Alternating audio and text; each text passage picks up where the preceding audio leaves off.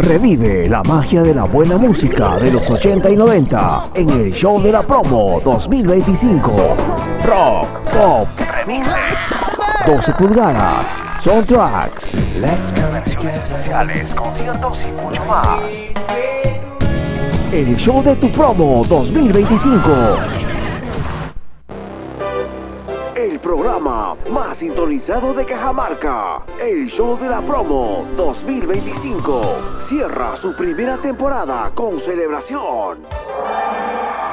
Radio San Francisco, 40 años, la radio de Cajamarca. Lanza la señal felina y convoca a las generaciones 80s, 90s hasta el año 2000.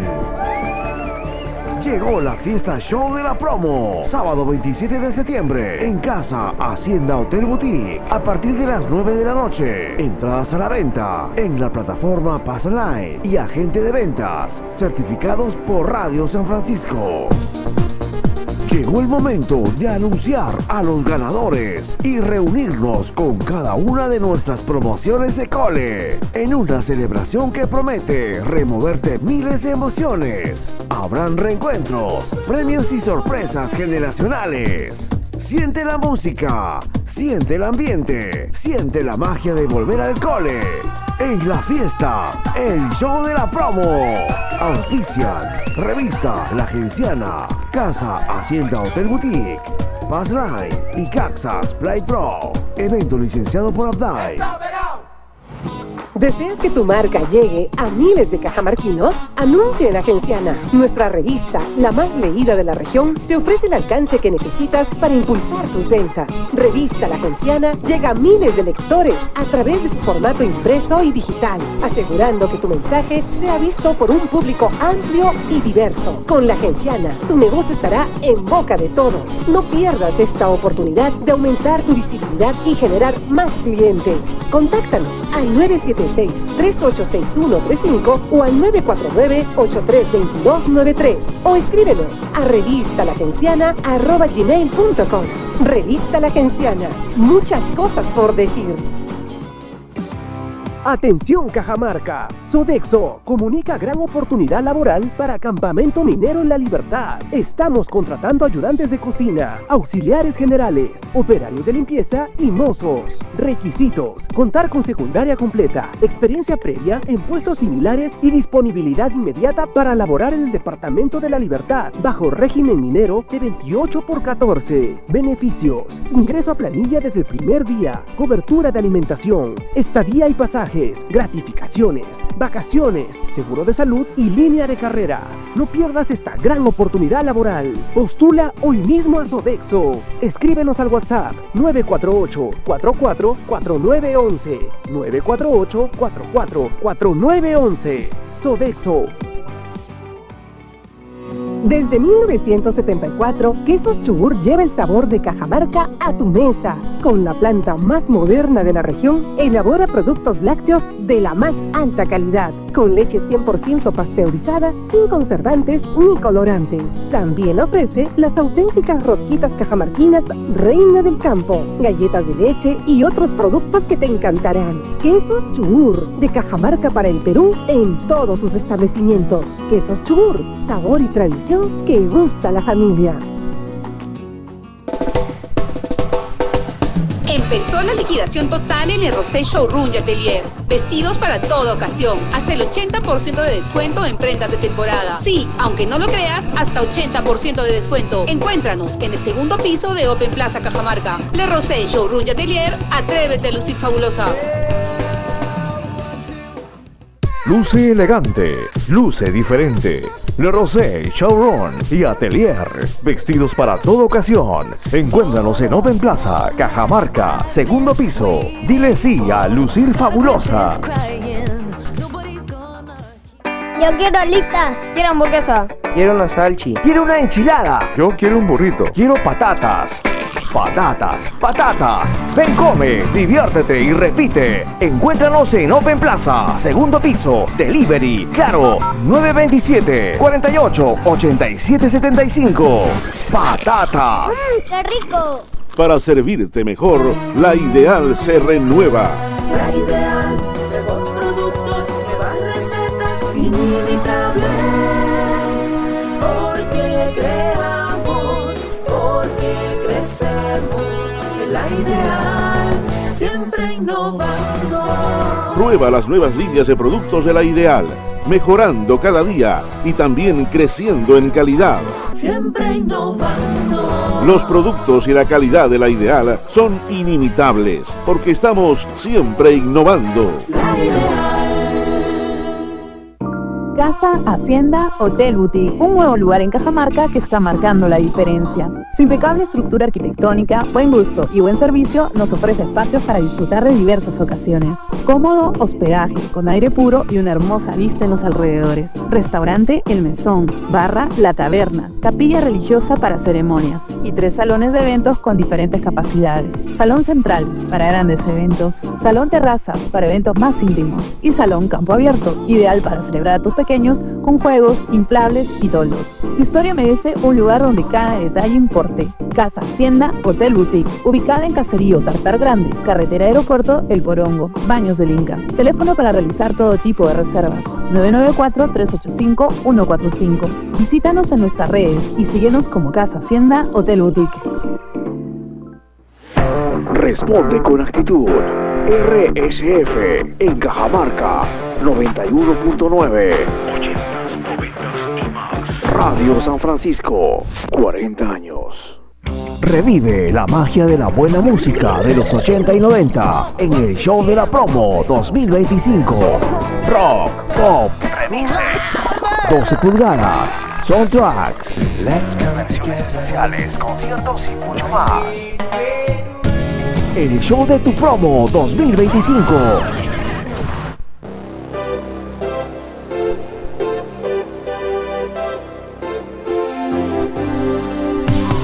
Hola gente, ¿cómo están? Buenas tardes. Soy Talí Hoyos nuevamente en una edición más del Show de la Promo 2025.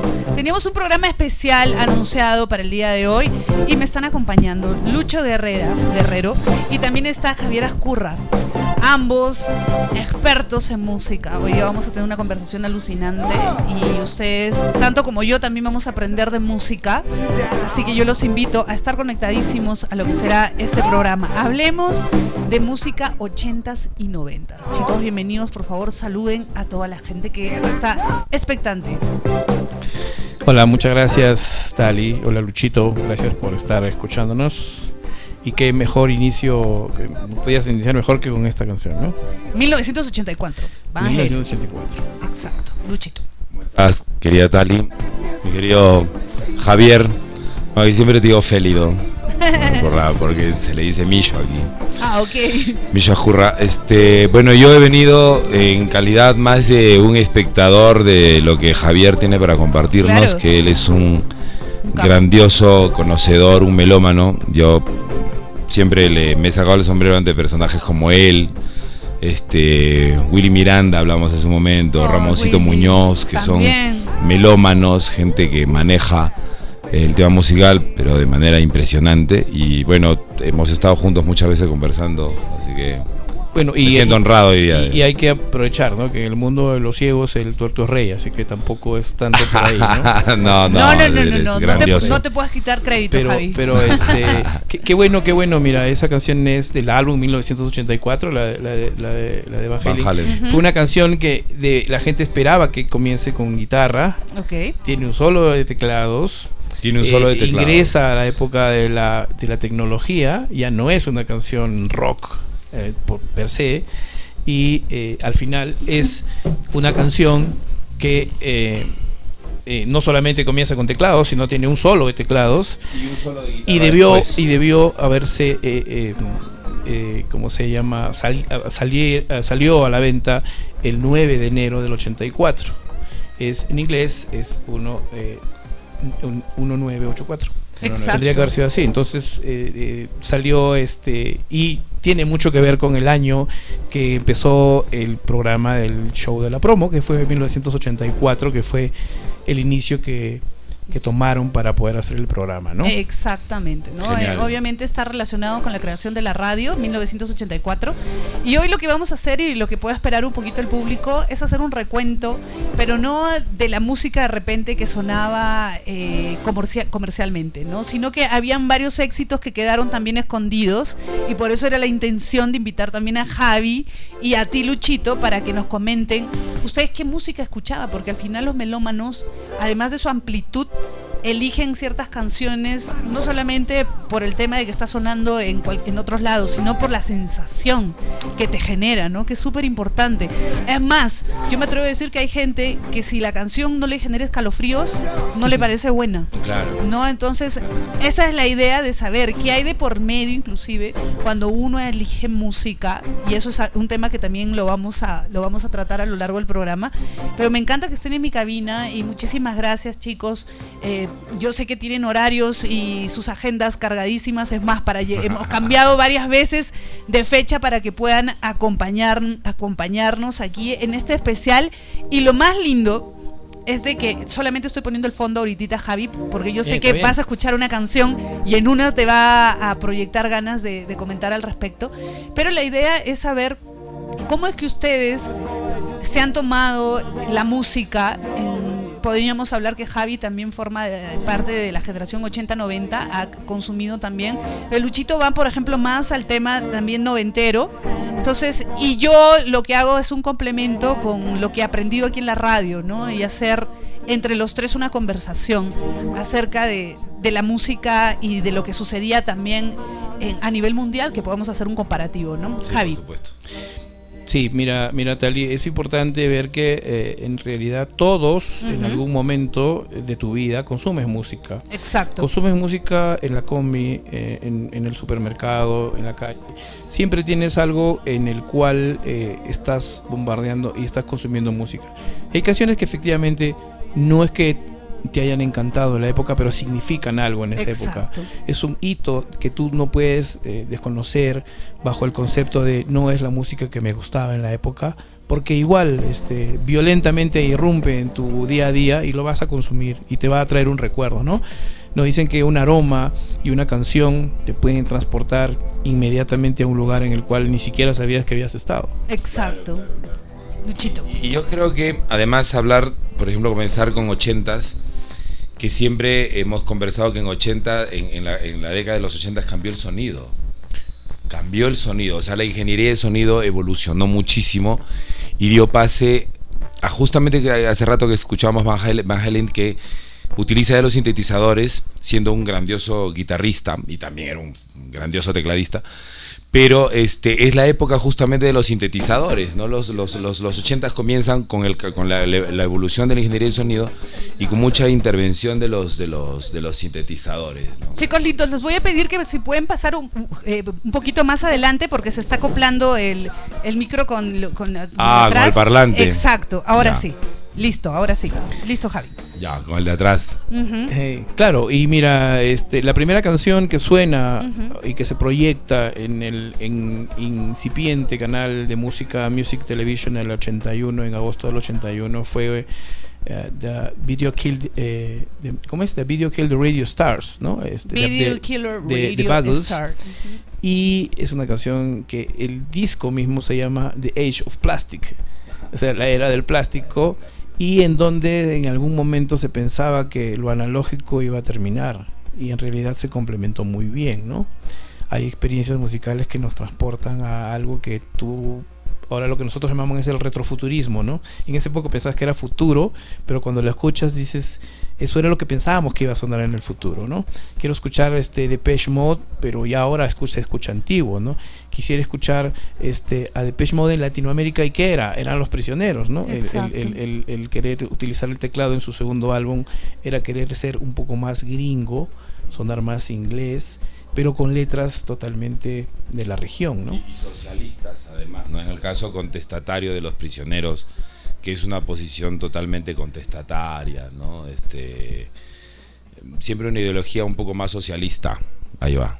Perfecto. Un poco más socialista. Claro, y por ejemplo, poniéndonos justo en el disco debut de Prisioneros del 84 también, empiezas a escuchar y dices, la voz de los 80 también era somos otra cosa, ¿no? Rompemos con el pasado.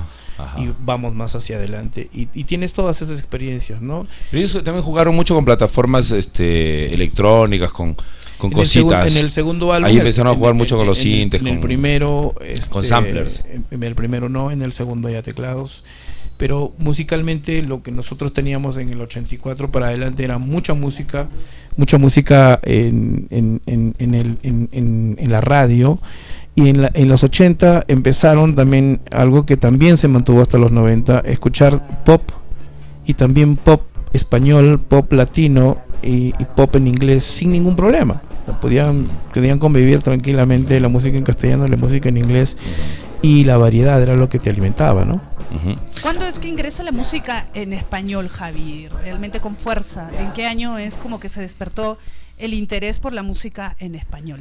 Mira, radialmente el rock en español, si bien había estado sonando mucho con Charly García desde los 80, quizás Sui Generis o los grandes músicos argentinos, creo que en el 84 también empiezan a aparecer tímidamente temas en Argentina, mucho más en Argentina, en Chile y en México, y en Perú también teníamos algunos proyectos musicales que el que más recordamos quizás es Frágil, ¿no? Y esta música era de consumo local, quizá porque los medios no le daban mucha bola para despegar. Pero cuando llega el fenómeno Soda Stereo en el 85, 86, con discos ya del 82 hacia atrás, empiezas a darte cuenta que esa música no solamente podía vender, sino gustar. Charly ya era en ese momento un dios en la música en español, y empiezas a tener el boom de la música en español, ¿no? Llega música de la movida española, llega música de Europa, llega música de Argentina, y algunos empiezan a hacer bandas locales, ¿no? Colombia tenía también sus propias bandas, Chile y Argentina era, digamos, la meca de la música, ¿no? Sale Soda Stereo y detrás salen los Enanitos Verdes. Y siempre tuvieron muy buena relación, ¿no? Los manejaba... tenía la misma representación. Ohanian Producciones los manejaba, y empieza a utilizar esa plataforma musical con la Sodamanía, ¿no? Que empieza a crecer, y pues ahí vienen ya bandas de mucho nivel, ¿no? Empieza a llegar bandas como Suéter, como Virus, bandas importantes en el sonido, bandas efímeras, que también tuvieron en algún momento algún sonido en Argentina y en Chile, ¿no? Hit, por ejemplo, ¿no? Pablo Guyot, Willy Turri y Alfredo Tot eran músicos, justo del disco que estaba sonando de Charly García. Ellos tocan prácticamente en piano bar, con Fito Páez en teclado, y después forman Haití, ¿no? Sí. Con las siglas. Eran un poco la versión Toto latina, porque si bien ellos tocaban en casi todos los discos del rock argentino, Toto había tocado los mejores discos en Estados Unidos, ¿no? Con Michael también creo que colaboraron. Michael Jackson tiene, entonces era, bueno, haciendo un paralelo, ¿no? Qué lindo, y ellos querían hacer música, pues. Hace rato mencionaste a Frágil y me parece bien interesante, porque en el Perú hemos tenido a Frágil, que es un grupo que tiene por ahí pinceladas progresivas. Arrancan con el progresivo, sí, ¿no? Tiene progresivo, y son los únicos en el Perú que han utilizado el famoso sintetizador Moog. El sintetizador Moog, que era solamente utilizado por dioses del progresismo como Emerson, Lake and Palmer, como Rick Wakeman de Yes, que utilizaban el Moog, pero que el Moog es bien particular, no es un sintetizador que lo usen todos los tecladistas. El disco que está sonando es Avenida Larco. Es un disco importante porque no solamente muestra que una banda puede sonar propio, con un sonido propio, sino que tiene temas como Oda al Tulipán, que está en este álbum, está esta canción que al final siempre dicen ellos que fue una canción de relleno, que al final fue el single de rotación, que no representa mucho lo que se hizo en ese álbum, ¿no?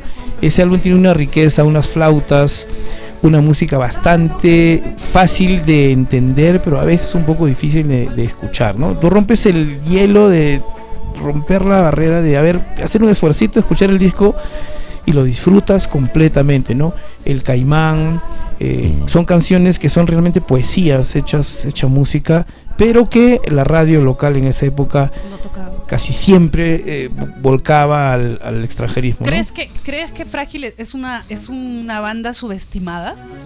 Lo que pasa es que Frágil mismo como proyecto musical no fue muy constante, ¿no? En algún momento creo que se dejaron, es lo que yo pienso, ¿no? Creo que se dejaron vencer por el sistema y no hacer otras experiencias, ¿no? Yo, por ejemplo, en una revista del 87 que se llama Esquina, encontré un EP en vivo de Frágil grabado en Francia. ¿Quién lo tiene? ¿Dónde está? Cualquier melómano de otros países estaría como loco buscándolo en Discogs, pero acá no. Entonces debe estar de repente en algún sitio. Me intriga cómo será, se escuchó bien, qué canciones tiene.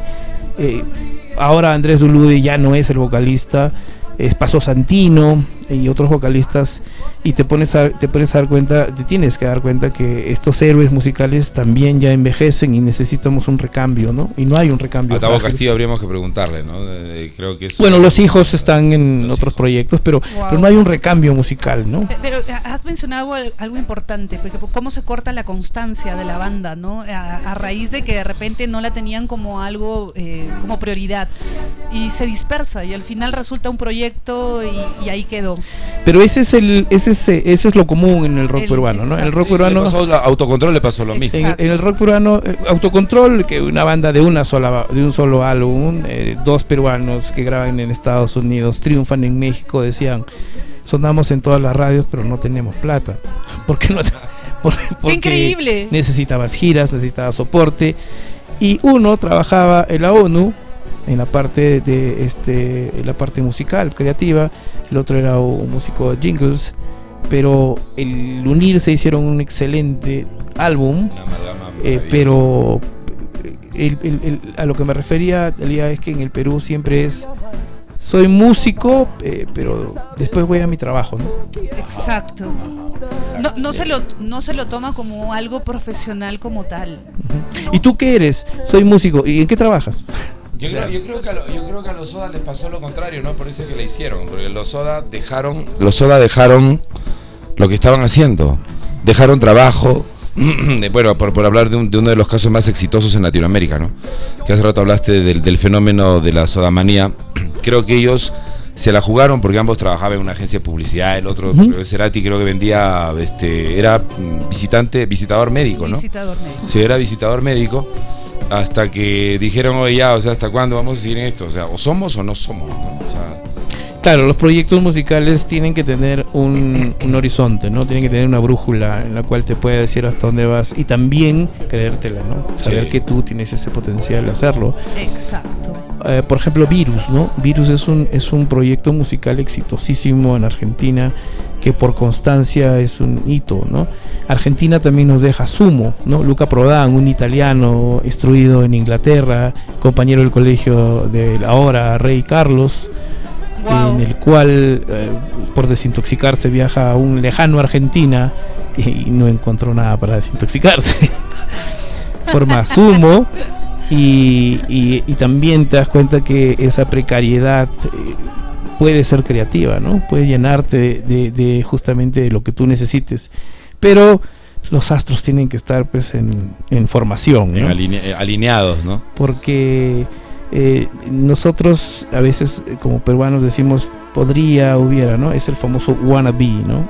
¿Qué hubiera sido? Esos momentos oscuros de los artistas creo que son los momentos en realidad más brillantes. Lo que le pasó a David Gahan, por ejemplo, en la gira devocional con Depeche Mode, ¿no? En el 93 es un momento sumamente oscuro, claro, casi inexistente en su vida, con varios intentos de suicidio, y se habla de la gira probablemente artísticamente más brillante de David Gahan, en un momento que él casi no lo recuerda. Pero eso también es un poco volver a qué es lo que quieres mostrar, ¿no? Si tú escuchas las canciones de Virus, la homosexualidad prohibida en una Argentina con un gobierno militar, el cual no necesitaba que la gente salga del closet. Post Malvinas.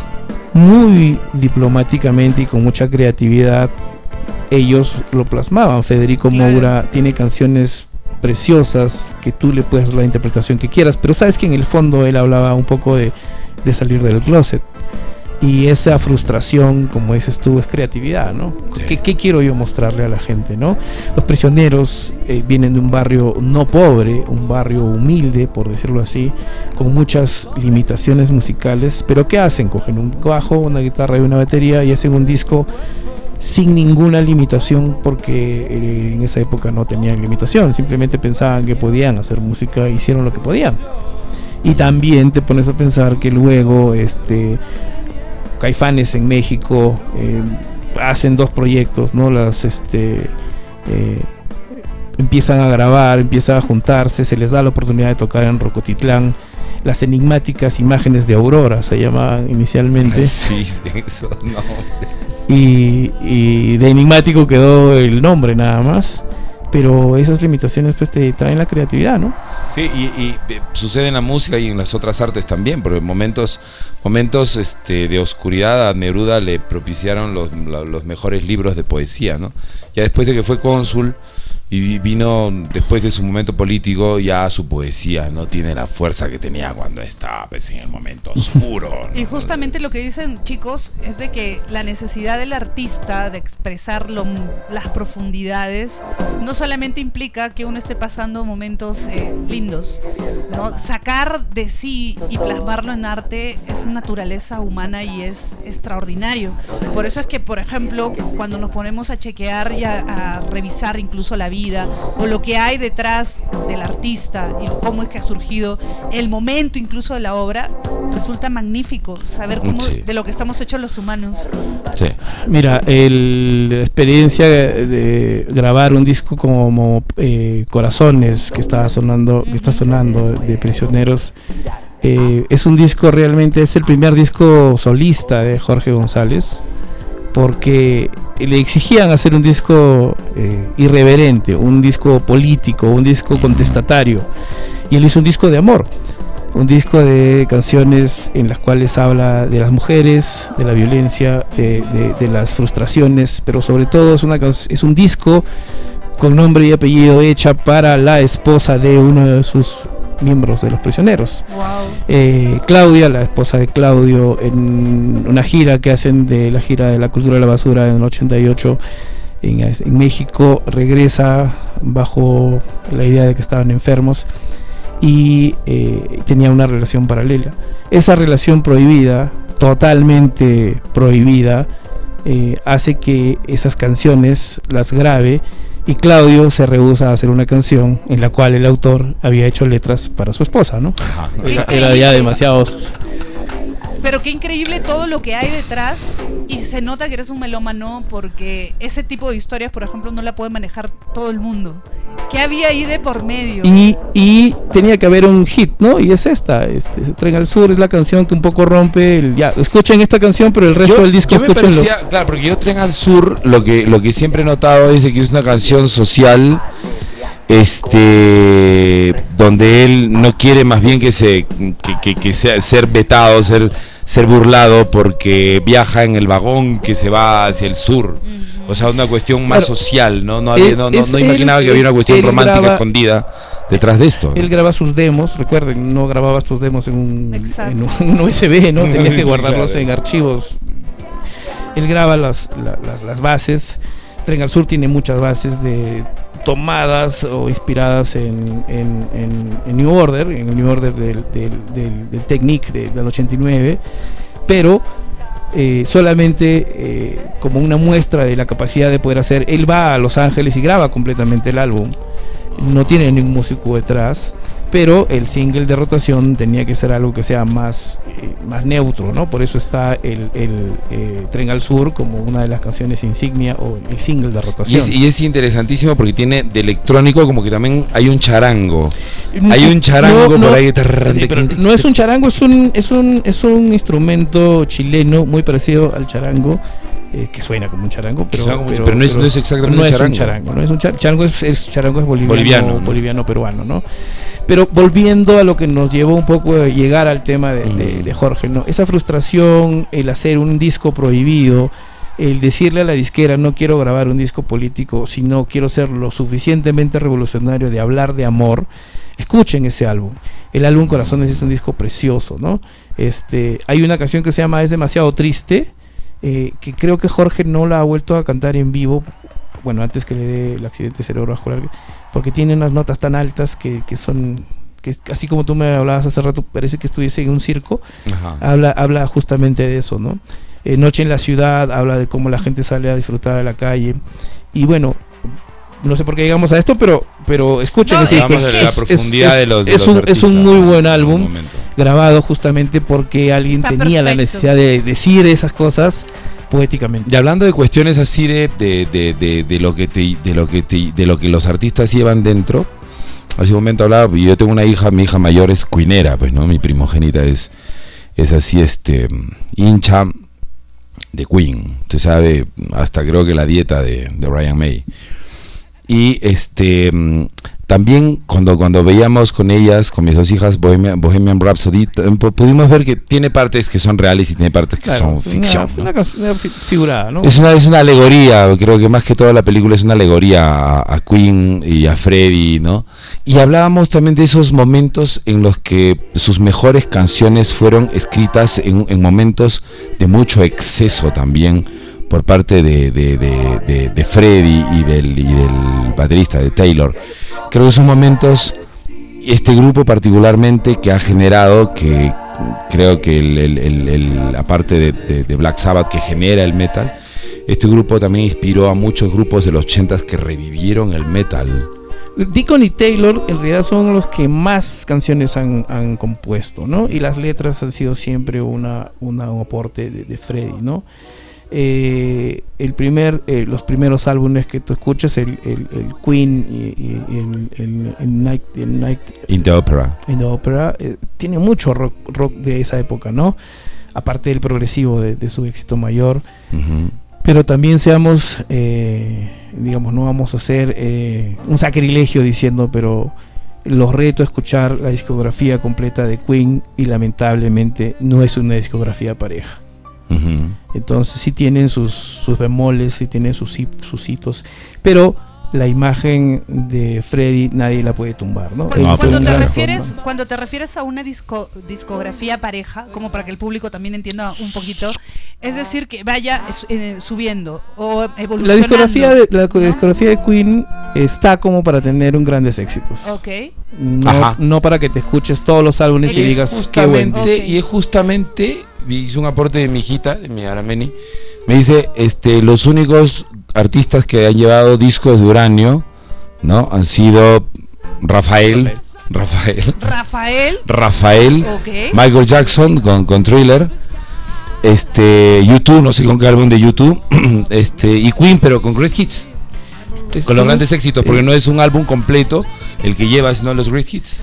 Y como todo lo que estábamos hablando es a título personal, alguna vez escuchando grandes voces del rock, para mí mucho mejor voz que la de él es Steve Perry. Steve Perry es lo máximo. Journey es su carrera fue cambiando, evolucionando, y en Raised on Radio, un disco 88, simplemente se detiene, él da un paso al costado, deja de ser el frontman. Se volvió productor al final. Y saca su disco debut, ¿no? Pero también a mí voces así, de aquellas que me han hecho vibrar, o sea, si hablamos de esas análogas, yo no lo dejo atrás a Robert Plant, por ejemplo, que ya no entra en 80s, 90s que se trata de esto, pero Robert Plant es una de las autoridades vivas más lúcidas, creo, del rock, ¿no? Y se explota lo que ahora la gente y las disqueras tienen miedo de hacer. Explota una voz completamente diferente, nada armónica, pero que sí te expresa algo efectivamente como quieren que suene. Así es. Ahora las disqueras todo lo pasan por un tamiz en el cual autotune, tienes que sonar bien, tienes que sonar igual, entonces ya no tienes esa variedad. Y cuando escuchas una variedad, la gente te dice, ¿estás escuchando cosas nuevas? No, estoy escuchando cosas que no suenan en la radio. Estás escuchando cosas orgánicas, que es muy diferente. Sí, cuando estábamos en el concierto de Soda Stereo, me acuerdo que sonó una del Dynamo, no sé cuál, en Remolinos. En Remolinos soltó y habían chicos a mi costado que decían, oye, ¿y esa cuál es? Dice, ese es de Cerati solista, ¿no? Cerati solista. Y había un Javier Ascurra, pero le dijo, no seas, oye. Le dijo, ese es el Dynamo, ese es el del álbum menos comercial de todos, pero que es el álbum donde ellos quisieron, a lo que tú decías, quisieron hacer lo que quisieron hacer sin productor, y que es un disco que se adelantó a su época también, ¿no? Que es una obra maestra. Y así pasa con muchos grupos que no tienen el hit, o sea, la riqueza no es lo que suena en la radio, y que le ha pasado a la mayoría de grupos, ¿no? Que no es lo que suena en la radio su mejor obra, ¿no? Exacto. Lo que pasa es que algo que también estaba comentándome Javi es de que hay mucha gente que solamente tiene como referencia lo comercial o la radio, qué sé yo, y es diferente, por lo menos los ochenteros y noventeros tenían la ventaja de recibir un cassette, un disco y escucharlo todo, no solamente ver el referente de la single, ¿no? El single de rotación. Que eso era súper importante para generar cultura musical, claro, ¿no? Y elegir con tu propio gusto algo dentro de un disco completo, ¿no? En el 78, 79 Pink Floyd graba The Wall. En los 80 Styx quiso hacer lo mismo con un disco que se llamaba Mr. Roboto. No tuvo el éxito que pensaron, pero al menos te daban la idea de hacer, escúchame el disco completo, ¿no? Ese concepto de discos completos ya no existe. Porque el streaming te permite bajarte el éxito mayor de la canción y al siguiente nivel, ¿no? Otra artistas no están así con otra que suena. Por eso debemos considerarnos unos privilegiados, chicos. Sí, porque hemos estado acostumbrados a otra cosita, como se dice. Otra cosita. Entonces eso también es importante, ¿no? Los 80 arrancan, como dices tú, con música de sintetizadores. Incluye una apertura para escuchar Madonna, alguien completamente Culture Club,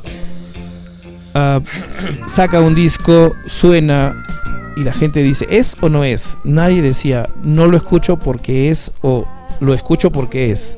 La gente escuchaba la música por la calidad que sonaba. Exacto. No necesariamente por cómo te vistes o qué es lo que luces.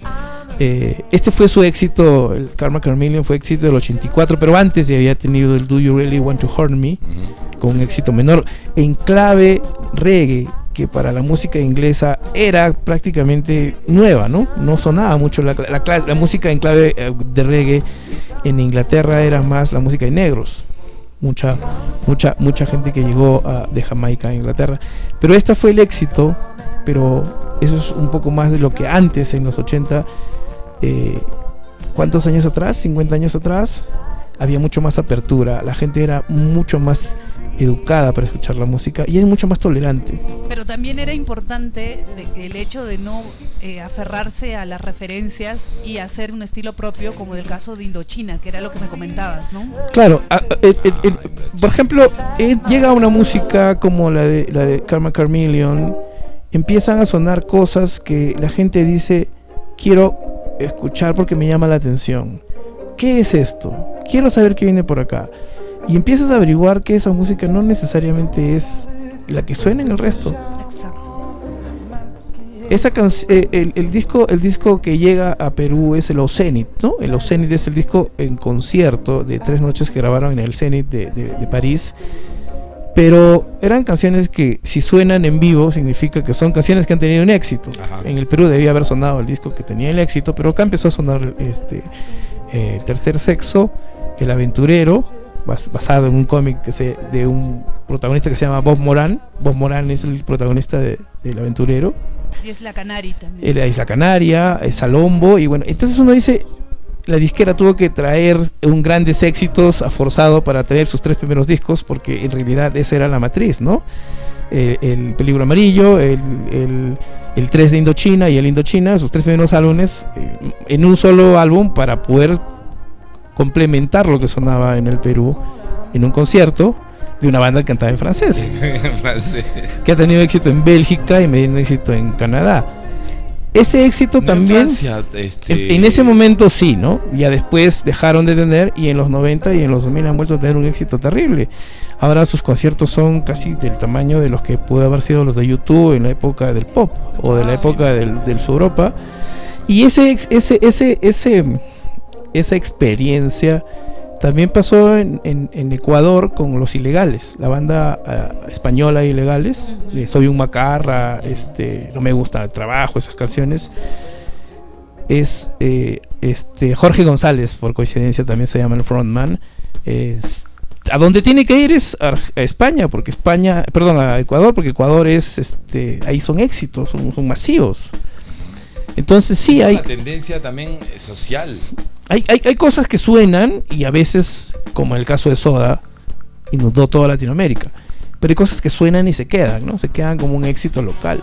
Bueno, Soda Stereo llenaba toda Latinoamérica, pero en el mismo Argentina siempre tenía una respuesta con Los Redonditos. Tenían ahí, siempre llenaban estadios ambos grupos. Los Redonditos de Ricota. Los Redonditos de Ricota, el Indio Solari y los Redonditos de Ricota. Bueno, lo que pasa es que el concepto del Indio Solari y los Redonditos de Ricota es, hasta bueno, no sé si seguirán haciendo, era convocar conciertos cada cierto tiempo y la gente iba a los conciertos como un peregrinaje. Pero es que es increíble. Hasta en camiones llevaba la gente a Los Redonditos. En el Lollapalooza Argentina 2018 y estaban tocando Los Redonditos de Ricota y yo no podía creer por qué la gente, todos los argentinos corrían a un escenario. Me preguntaba y decía, pero ¿por qué se alocan? Todos, absolutamente. Es que todos. no hacen gira, pues tocan y de ahí se desaparecen. Vuelven a aparecer en otro. Y yo en otro entendía que formaba parte de su cultura, ¿no? Y cómo ellos se sentían tan identificados que no importaba que esté tocando, por ejemplo, el artista en un escenario al lado, todos corrían hasta Los Redonditos de Ricota. Los Redonditos de Ricota. Sí, es un fenómeno. Es un fenómeno musical, ¿no? Y un poco en contrapartida era tú no dices nada, yo digo algo para el pueblo. Entonces esa dicotomía era o estás conmigo o estás contra mí, ¿no? Pero mucho tiempo después, y quizá cuando no hay muerto malo, ¿no? Cuando ya murió Gustavo Cerati, le preguntaron al Indio Solari si es que era cierto eso de la realidad. Dijo que no, que era una forma de que la gente se etiquetaba, pero tú no etiquetas a tu público, ¿no? No, y además que creo que el Indio Solari fue el primero en llegar a las exequias de Cerati.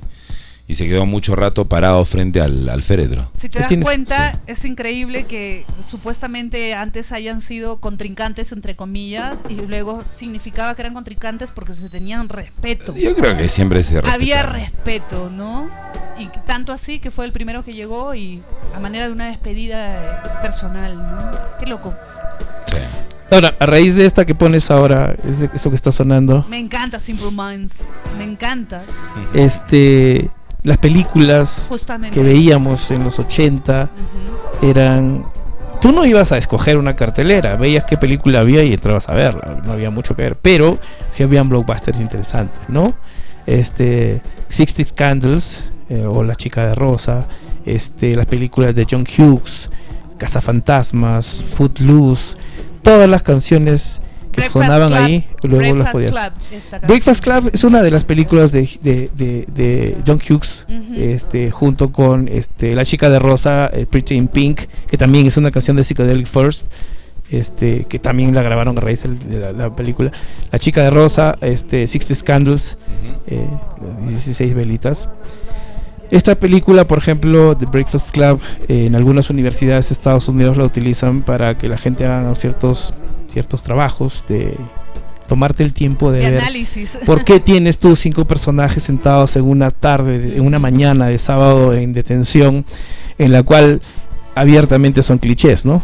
El deportista, la reina, pues ustedes pueden verla. Sí. Y esta canción fue hecha para la película. Esta que está sonando ahorita. Entonces, Don't You Forget About Me no quiso grabarla Nick Kerr, el vocalista, porque no era de ellos. Es más, estaba inacabada la canción. La canción está inacabada porque le dieron el demo, empezaron a grabarla y por eso termina diciendo la, porque no tiene letra. Esa parte me parece espectacular. Se volvió un himno al final. Que no tenía letra. No termina la letra y por eso él dice, la grabaron así, ¿no? Qué genial. Vaya. Enterarnos, y quien logra convencer que la graben en Simple Minds es la vocalista de Pretenders. Así. Juicy Hine estaba casada con Nick Kerr. Le dice, grábala, ¿qué te quita? Fue su primer éxito mundial y ya de ahí vinieron pues a Life and Kicking y otros álbumes, porque ya tenían álbumes del 82. Pero curioso, ¿no? Cómo comienza, o sea, tu éxito puede comenzar de una manera tan poco sospechada, ¿no? Porque que grabes una canción inconclusa de otro y que ese sea tu lanzamiento prácticamente, ¿no? Ustedes han escuchado una canción que se llama Mandy. ¿De quién? Que es una canción de los 70. Mandy. Una canción que se llama Mandy. Se me fue el nombre del cantante, pero Mandy, ¿cómo se llama? Bueno, este cantante, Barry Manilow, ¿cómo me puedo olvidar de Barry Manilow? Barry Manilow tenía canciones preciosas, pero el productor musical le dice, Clive Davis le dice, mira, no es tu momento, graba esta canción, ponle todo el empeño que quieras, cámbiale el tono, haz la tuya, saca tu éxito, pero no es mía. Por eso es que no has tenido éxito, porque tú quieres que tus canciones suenen. Y Clive Davis dice, ya grábala, la graba, hace un éxito y después pudo seguir su carrera con sus propios discos, con sus propias obras. Por eso es lo que dices, hay que sacrificar un poco el ego, ¿no? Pero también hay cosas en las cuales, volviendo a las películas, Top Gun saca una gran canción que se llama Take My Breath Away. Wow. Berlín. Esa canción tampoco está compuesta por la gente de Berlín. La compone ¿cómo se llama? El que hace la música electrónica, John Moroder, creo que es Tom Moroder, que es el que hace la música electrónica y el himno de la película de Top Gun. Se las entrega, la cantan, éxito mundial, pero después se separaron. Oye, y es curioso porque esa canción tiene un efecto de teclado muy particular que yo soy un poco músico también, yo no le habría puesto a una canción mía ese efecto. Es que querían que tenga un poco el sonido como un himno. Eso, ¿no? Es ese. Yo no le habría puesto. O sea, suena maravilloso, pero mira Berlín, cómo, ¿no? cómo se me pone la piel de gallina. Sí, claro. Solamente por escuchar esa intro. Y el video lo graban en un cementerio de aviones. Claro. Entonces te vende la imagen con Tom Cruise ahí con toda la Luchito, ¿por qué no lo hubieses puesto? ¿Cómo? ¿Por qué no me gusta ese efecto, como tampoco me gusta el efecto del órgano que hay en los sintetizadores. Tampoco me gusta. Este efecto tampoco me gusta, el efecto calato como tal. ¿Cómo suena con Berlín? Sí, o sea, en esta canción lo es todo. Pero en defensa de Berlín no la toca Berlín. Se la ponen como la ponen como ejecutante, pero la graba John Moroder, que es el que graba la banda sonora claro, se la imponen prácticamente. Y lo único que pone es la voz y participar del video en esta. Pero no vamos a negar que nos emocionó. O sea, toda la banda sonora de Top Gun espectacular, generaba emociones. Claro, ¿no? y después sale Luis Miguel a hacer su versión. Exacto, con la incondicional. La incondicional. La incondicional, ¿no? La sale con el cortecito del cabello y toda la vaina. En el avión Mirage. Porque somos la época visual, ¿no? La época de la década de los 80. Pero ustedes saben que gracias a esta película y a la performance que generó, incluso Luis Miguel, incrementaron los ingresos a la FAP en Perú. Y las frustraciones también. La influencia. Gente que entraba y decía, no me van a saber cantar, ¿no? Pero para que veas el grado de influencia que podía generar en ese momento una película, ¿no? Es decir, elijo una carrera. En la década de los 80 hubieron éxitos. Don Johnson, el famoso actor de Miami Vice, también tuvo su éxito, ¿no? Heartbeat, un éxito musical que tú ves el video musical y está Don Johnson, de mismo, ¿cómo se llama? Como un reportero de guerra, ¿no? Tú lo ves prácticamente actuando, un corresponsal de guerra. Pero escuchas la canción y es una canción completamente ochentera, ¿no? Con los teclados y las guitarras totalmente sintetizadas. A mí me parece una canción, ¿no? No sé si es de Mark Snow el tema de Miami Vice. John Hammer. Y es por ejemplo, tú escuchas eso y visualmente te transportas a cómo empezaba Miami. Oye, y hablando, y para ir entrando, amalgamando 80s con 90s,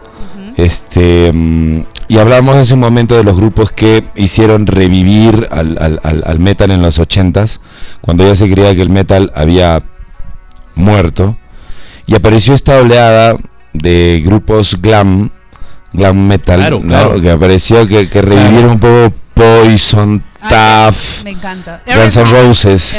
Mira, más o menos para poder hacer un enlace, ¿no? La música, cuando tú la masificas mucho, terminas buscando siempre ídolos que puedan tener esa tendencia, porque es lo que tú vendes, ¿no? Si ustedes ven una de las últimas escenas de esta película de ¿cómo se llama?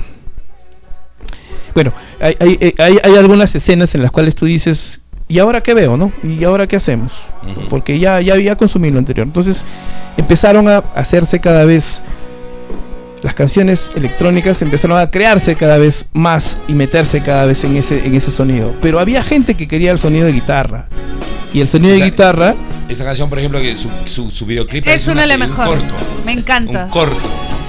¿Y qué pasa? Por ejemplo, ¿no? Poison y todas esas bandas de aquella época empiezan a irse a Los Ángeles. Def Leppard. Bueno, pero Def Leppard eran ingleses. Entonces eso no va en la partida del sonido gringo, ¿no? En California, Los Ángeles Bon Jovi. Empiezan a entrar la música masivamente, empiezan a consumir, empiezan a hacer sus propias canciones, empiezan a distribuir sus propios discos. Empiezan a hacer digamos, a vivir en cuartitos, ¿no? La experiencia de Guns N' Roses, que no es un glam rock, con Poison, prácticamente tuvieron a la misma manager en los inicios. Pero ¿qué hacía el glam? En su momento dijeron, yo quiero vender fiesta, chicas y rock and roll. O sea, yo soy el divertido, no quiero que me hables de tristezas, de historias, de pena. Y empezaron a vivir. Pero ellos empezaron a pintarse cada vez más, las melenas cada vez más grandes, el peinado cada vez más exagerado, y acabaron siendo el remedio de ellos mismos, ¿no? Empezaron a buscar bandas que suenen igual, que tengan... Y todos los grupos tenían una balada metal con guitarra. Que era la balada. Entonces tú escuchas todo el álbum y decías, pues, tengo que escuchar la balada. Y... si tú ves en retrospectiva, no hay que ser tampoco malvados diciendo Poison mató el metal. No, ellos crearon una nueva cosa llamado el glam, pero que al final, como siempre, uno cuando miras atrás dice, sí marcó nuestra vida, sí la hemos puesto en las fiestas, sí la escuchas, sí te lleva a algún sitio, sí te comunica algo, sí te transmite algo. Pero tampoco no hay que negar de que las lentas, y yo creo que en esa época las lentas más espectaculares las daba el glam rock. No, era espectacular. Esta, por ejemplo, ¿no? Carrie. Wow, corta. Esa es cortavenas, vuelta. Carrie es una canción cortavenas. Pero también estaba Ghost Town. Sí. Claro, pero por ejemplo, ¿no? Europe viene de Noruega, una banda netamente buscando el éxito en Europa, que termina siendo un boom, ¿no? Ghost Town era una banda que ya no existía. Cheap Trick había tenido su mejor momento hasta el 79. Wow. Y en el 91 graban el Laugh of Luxury, el álbum donde está Ghost Town y está The Flame también, ¿no? La Flama también, y vuelven a tener su primer éxito masivo desde la década del 70. Y esta canción ya un poco se mete un poco con el sonido metal, hasta Whitesnake tuvo un éxito, ¿no? Hoy también. Y te pones a pensar que ese éxito también es porque la gente quería consumir. Pero, ¿qué tenías? Tenías una música fácil de escuchar, vendías fiesta, chicas y rock and roll, pero también vendías imagen. Entonces las chicas también podían consumir ese producto. Ese es el efecto Bon Jovi, ¿no? Bon Jovi es en el tiempo que Bon Jovi se convirtió en un sex symbol, quien amplía un poco este panorama. Pero por detrás viene alguien y mete un tackle, y esa banda se llamó Guns N' Roses, que fue el 87, y arranca con lo que podría llamarse el sleazy rock, ¿no? El sleazy rock, que no necesariamente es Guns N' Roses, también empiezas a germinar cosas como Warrant, cosas como puedes empezar a Skid Row, y empiezas Rat a mirar, también puede ser Rat. Empiezas a mirar hacia atrás y encuentras a David Coverdale cantando esta maravilla en el 87, ¿no? Y la flaca que sale en el video fue su esposa también. Exacto. Igual que The Cars cuando cantó en el video de Drive, creo que también la flaca con la que sale ahí igual que Axel en los clips de Don't Cry y November Rain, la que sale su entonces esposa, ¿no? Con él. Entonces, mira, todo tiene que ver a veces con lo que quieres exponer, ¿no? Ahí tú ves Heart, la banda Heart, Wednesday, bandas antiguas que tuvieron que ponerse el pelo enorme para poder vender. Pero efectivamente son parte de una generación que en ese momento musicalmente tenía que vender algo. Y la amalgama de 80s a 90s, en el caso de Guns N' Roses, que fue con los Use Your Illusion 1 y 2, que en el 1 tienen para mí una de las obras maestras del grupo, y que no sé, he escuchado que fue una canción que se escapó a la Appetite for Destruction, que es You Could Be Mine, que forma parte del soundtrack es parte de las primeras canciones que habían compuesto antes de la década antes de grabar su Appetite for Destruction, ¿no? Ajá. Y cuenta la leyenda que tú siempre vas a ver a Slash con una Les Paul Gibson, pero la Les Paul Gibson que utilizó para grabar el Appetite for Destruction era una Les Paul Gibson Bamba. Era hechiza, pues, ¿no? La hizo un luthier y después él ha querido reproducir ese sonido, pero ya no lo ha logrado. Pero si son un poquito más acuciosos, tampoco hay que caer pesados. Si tú escuchas el Appetite for Destruction y los Use Your Illusion, son dos cosas completamente diferentes. Son dos bandas diferentes. En la primera tienes el caos, la creatividad, violencia, drogas y sexo, rock and roll, por decir, contra cualquier cosa. Y en el disco del 90, que los dos discos del 90, tenías el presupuesto súper inflado, todo el dinero del mundo para hacer un video, pero ya era otra cosa. Y ahí quedaron. Hasta ahí llegaron, ¿no? Por eso digo que creo que esa canción de You Could Be Mine viene a ser como un eco de aquellos momentos realmente fuertes de Guns N' Roses, ¿no? Y que se utilizaba para el Terminator. Si pueden, busquen en YouTube el magnífico concierto de Guns N' Roses en el Ritz. En el Ritz, ¿no? Magnífico concierto de Guns N' Roses en el Ritz. Perfecto. Es precioso. Ese es el verdadero sonido, ¿no? Y también en esa época, y que este es 80, ¿no? 87 ya la tocaban Knocking Heaven's Door, ¿no? Ya tocaban una versión en vivo antes que la graben. Porque cuando lo graban sale en la película Days of Thunder, ahí es donde debutó la canción, ¿no? Sí. Otro, volviendo a lo que está sonando con Aerosmith. Ellos también eran éxito 70s. Exacto. En el Permanent Vacation y en el Pump de los 80 empiezan ya a tener un resurgimiento tibio que se concreta en los 90 con su famoso Get a Grip. Sí. Y que también viene con toda una parafernalia compuesta fundamentalmente de videoclips. Los gemelos tóxicos dejaron de ser gemelos tóxicos ante la imagen por prestar a dos chicas que hicieron el protagonismo de sus videos en los 90. Pues, ¿no? Este video que es, creo, el más emblemático, ¿no? Y que es la hija de Taylor, ¿no? Es la hija del vocalista. Estaban dos íconos de los 90. De Steve Taylor. Es la hija de Steve Taylor. El famoso Esteban Talarico. Alicia Silverstone. Esteban Talarico es el nombre verdadero de Steven Tyler. No te creo, Esteban Talarico. Si tú lo ves, es latino. Liv Tyler. Esteban Talarico. ¿Dónde es este brother? Creo que es chicano. Pero Esteban Talarico, Steven Tyler, es su nombre artístico, ¿no? Sí. Y Liv Tyler fue mucho tiempo criada por Ted Nugent. Pensaba que era hija de Ted Nugent. Exacto. Pero al final se vieron y hoy te pareces a mí. Pero si se dan cuenta, ya los 90 iba marcando, iba a cambiar los cambios, ya. ¿no? Aerosmith y estos videos que comentas, Alicia Silverstone y Liv Tyler, que eran íconos del cine, videos en ese momento. Entonces, sex symbols, ¿no? Clueless, la película Clueless. Claro, que también es una película de culto, por así decirlo, ¿no? Que también marcó los 90. Sí. Es una película noventera, ¿no? Singles también es una muy buena película noventera, ¿no? Y bueno, mira cómo el rock se teje mucho con el cine, brother. Exacto. Por eso te decía, ¿no? La experiencia visual mucho compromete el tema de lo que tú quieres ver y oír, ¿no? Por eso es que si entramos un poco más, no alejándonos, sino entrando un poco en los 90, en la época de la música electrónica, el Eurobeat. Underworld. Y la música del Eurobeat, y que era básicamente Corona, CMC Music Factory. El techno. ¿Qué es lo que pasaba? Las voces eran voces de grandes cantantes del soul de los 70, pero haciendo una modelo era la que fingía cantarla, ¿no? Y el éxito también, por ejemplo, de Pump Up the Jam del 90 fue también completamente loco, que el verdadero video, el video en la que sale la chica que canta no era la que canta, hasta que tuvieron que ponerla a la verdadera porque ya tenía un éxito y querían presentaciones en vivo. Y en Saturday Night Live salen la banda completa con la verdadera vocalista.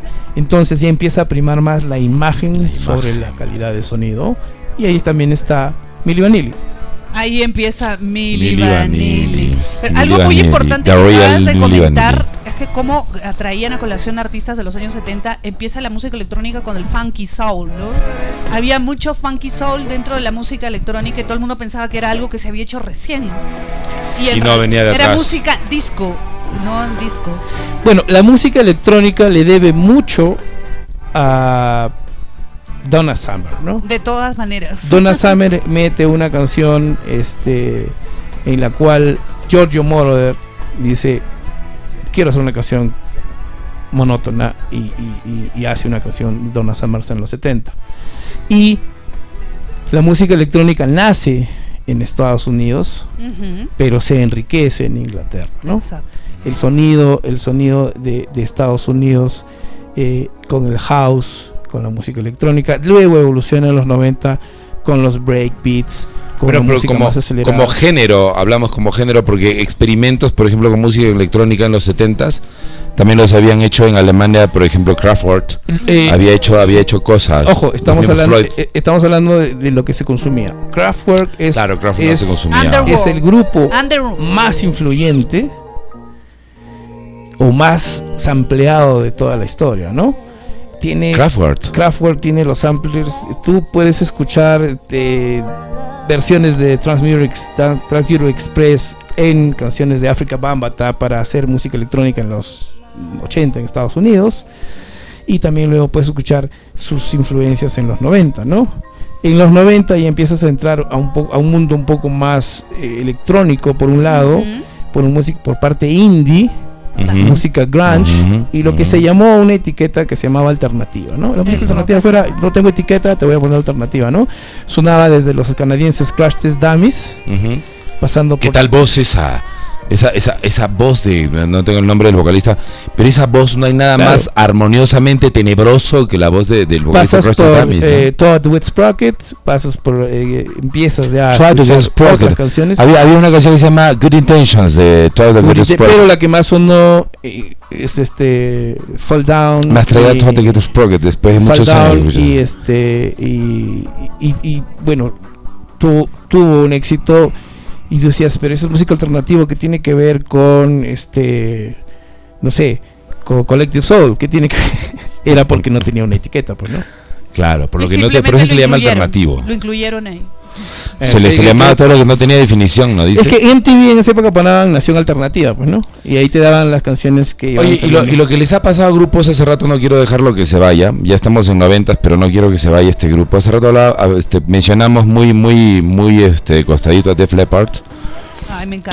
Que es un grupo que también podría considerarse dentro del glam, porque es metal, pero podría decirse que es un glam metal en Inglaterra, porque y hay una historia bien particular con ellos, ¿no? De cómo se hicieron famosos y la consecuencia del único baterista que tiene una sola mano, ¿no? El único baterista, bueno, que se queda con una mano por malcriado. Claro, lo que pasa es que ellos como banda, Def Leppard como banda, están grabando música en los 80, llegan a grabar el álbum Pyromania, donde está Photograph, y después dicen, vamos a grabar nuestro Thriller, queremos hacer un disco que todas las canciones sean singles, y el baterista se pierde un brazo. Bueno, se compró un Corvette, nos dicen que él dijo, no, yo no quiero chambear, yo quiero un rato vacacionar, accidenta y pierde el brazo. Textualmente él narra que lo recoge un campesino y le dice, levanta tu brazo para poder sacarte debajo del capot, y le dice, pero estoy levantando, no, con el otro brazo, y voltea y le dice, no, tu brazo está allá. Oh my God. Y le dice, no puede ser, yo soy el baterista de una banda, no puedo quedarme sin brazo. No, y lo que hizo John Elliott y el resto del grupo, que fue genial, es no castigarlo, porque un baterista con una mano, o sea, chau, ¿no?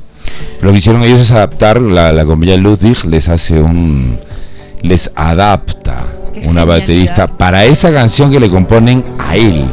A Rick Allen le componen Histeria, justamente por la histeria de la fama que hace que pierda un brazo. Y Def Leppard ha tenido gente, mucho alcoholismo dentro de la banda, gente. Pero creo que toda la época, todos. Qué hermosa canción esa. Y este disco también, ¿no? El Histeria 86-87.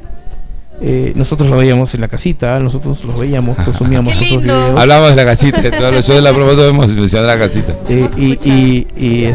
Era gracioso, ¿no? En realidad la casita, la gente entró la gente que descubrió la casita fue la promoción 89. La promoción 89, voy a decir solo Chapa, ¿no? Pelos, Pluto, ellos iban. Qué lindo dato. Y el 89 ellos empiezan a ir, y nosotros, la siguiente promoción fue su promoción 90, llegábamos, escuchabas que estaban poniendo la licuadora, algo por ahí, y empezaba a hacer los videos. Esa canción lo conozco, eso es Tom Petty, eso es Simple Minds, esto está, y mira, tienen el concierto de tal. Y esa es una historia paralela con la música, ¿no? Entonces ahí hemos redescubierto algunas cosas que en ese momento salieron y que para nosotros ya eran nuevas, pero que en realidad eran muy antiguas. En ese tiempo era Betamax y VHS. Betamax tenía mejor resolución, pero al ser monopolizado por Sony no tenías Betamax de otras marcas. Pero VHS tenías de Sharp, JVC, Samsung, la que tú querías, ¿no? Tom Petty y Fungal de esa época existían. Es que aunque no lo crean, sonaba mucho Tom Petty en Fungal. Ponían los stands, así los chicos, que para vender algún trago. Vinieron un par de veces una banda gringa, no sé, pues una banda gringa, pero que vivían en Miraflores, creo, que tocaban canciones medias country, ¿no? Tocaba Love Will Keep Us Alive de Eagles, tocaban algunas de ellos. Y sí, con Tom Petty y justo con esta canción casi tuvimos un accidente saliendo de Fungal. Wow. Así, ¿no? Sí, salimos en el carro de un amigo. Salimos a Cajamarca ya, un poco irresponsables, con algunos tragos encima, pero el que manejaba el carro no había tomado un solo trago. Por eso es que sacó el carro. Ponemos la canción y empezamos a cantar justo la I'm Free and Falling, y se nos cruzó una persona. Wow. Frenaron de golpe, nos miramos y seguimos cantando. Bueno, no pasa nada, felizmente. Mencionaste una canción preciosa de The Eagles, Love Will Keep Us Alive, Love Will Keep Us Alive, que es una de las pocas que canta el bajista. Sí, pero la mayoría que es el baterista, ¿no? Sí, la mayoría la canta el baterista, pero esta la canta, son 2 o 3 que canta el bajista. Y esta canción que mencionaste es una maravilla, es una joya, es una balada, pero así deliciosa, country. Claro. El efecto de Tom Petty es que en el 90 saca el famoso Full Moon Fever, ¿no? El Full Moon Fever es el disco donde está Free Falling, donde está Running at the Dream. Refugee. Refugee es de un disco del 81, creo que se llama Down of Torpedoes, creo que se llama ese álbum, es un disco rojo, me parece, no me acuerdo. Pero en el 90 sale Tom Petty. No sale Tom Petty and the Heartbreakers, sino Tom Petty con Full Moon Fever, ¿no? Y ese disco es el inicio del Tom Petty de los 90. Vaya, brother. ¿No? O sea, ya tienes una bisagra. Tienes música electrónica, tienes música alternativa, ya tienes el germen del grunge. La gente está cansada de ver pelucones cantando cosas de que la fiesta no puede ser interminable, ¿no? Justamente cuando más borracho estás es donde va a tener que haber una caída. Entonces, si tú no te das cuenta que eso ya es el desperdicio de tu vida y de tu tiempo, te va a doler mucho más la caída, ¿no? Entonces creo que el grunge es la resaca de lo que se disfrutó en los 80. Ay, qué loco patearon eso. Patear el tablero, y ¿no? todos dijeron...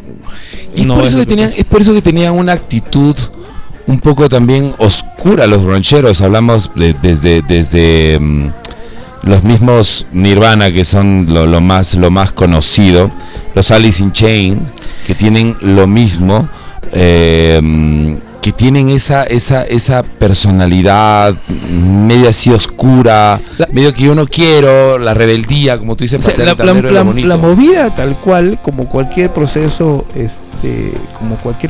creativo, marca siempre con algún inicio de algo que necesariamente tiene que ser cultural, ¿no? La banda Mother Love Bands es la que inicialmente podría decirse el inicio del grunge. El vocalista muere y ahí es donde se junta lo que era Pearl Jam con Soundgarden y forman The Temple of the Dog. Ese sonido es el que quizás podría representar el sonido del grunge inicial, pero no como un tema comercial.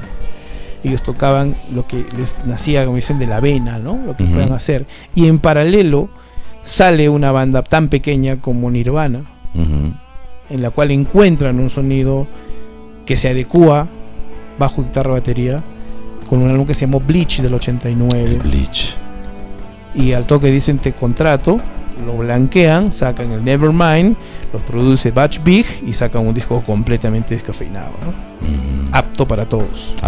En paralelo, Pearl Jam está buscando un vocalista, llega Eddie Vedder, un surfista californiano, les manda el demo con lo que había escrito, empatan con lo que decían, con lo que suena, y tienes que ese es Black. Ese es Black. Black, ¿no? Exacto. Y tienes el primer disco que se llamó el Pearl Jam, el Ten, el famoso Ten, ¿no? Entonces empiezas a tener que las disqueras empiezan a buscar, búscame más, búscame más, y hay gente de talento como Alice in Chains, hay gente con talento como otras bandas, pero también hay gente sin talento que tenía que llenar la vitrina de algo que suene parecido, ¿no? Cosa que después pasa con el famoso Britpop, que no fue el Britpop, sino era el rock hecho en británico en Londres y el hecho en Manchester. Y la guerra de las bandas dijeron, todo lo que suene, tráiganlo. Oye, dentro del buen grunge podríamos también tener a Stone Temple Pilots. Claro, Stone Temple Pilots. Porque y además que Scott Weiland también era un chico problema. Por eso yo creo que el grunge está marcado por chicos problema. Creo que esa es una de las una de las características, tener un chico problema como frontman, ¿no? El rock en general sí, pero el grunge particularmente, porque lo que hemos mencionado, Alice in Chains, Nirvana, Stone Temple Pilots son grupos que han terminado con el vocalista tal es así que muerto, es así que ha habido una ola de suicidios y el único que sobrevivió, quizá porque tuvo familia, porque tuvo familia cercana y que le daba el cable a tierra, fue Eddie Vedder, ¿no? Sí.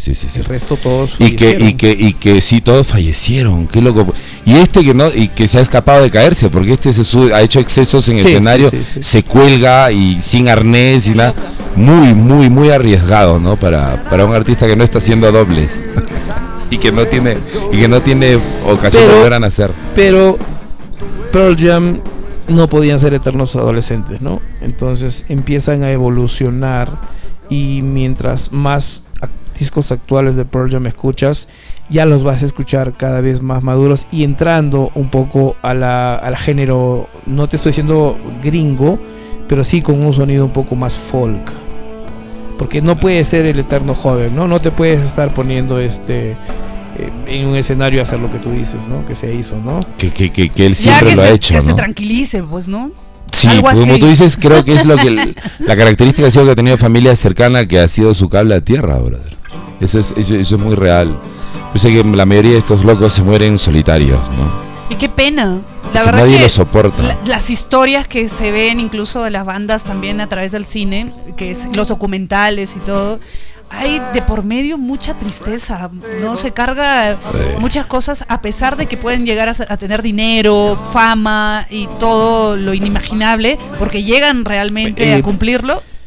Empezamos el programa escuchando a una canción de Van Halen del 84. Okay. Van Halen era una persona, bueno, Eddie Van Halen, un virtuosísimo guitarrista.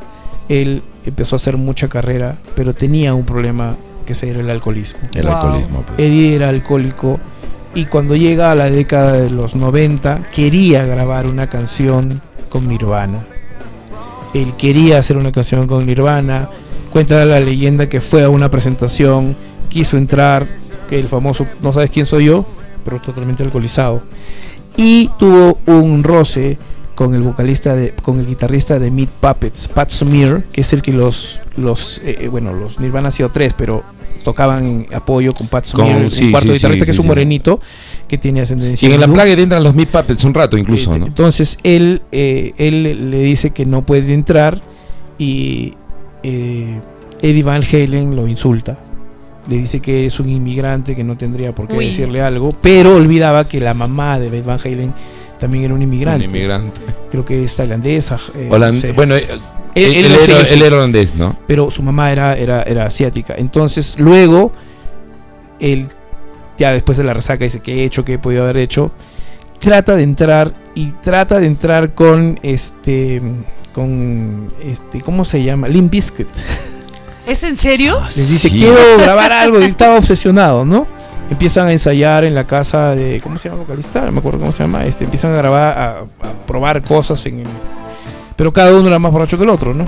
Pero yo escucho esta canción nada más de Van Halen, que me parece espectacular. No lo necesitaba. Pero esa canción ya es la época de Haggard, ¿no? De claro. Haggard, ese está en el 51-50.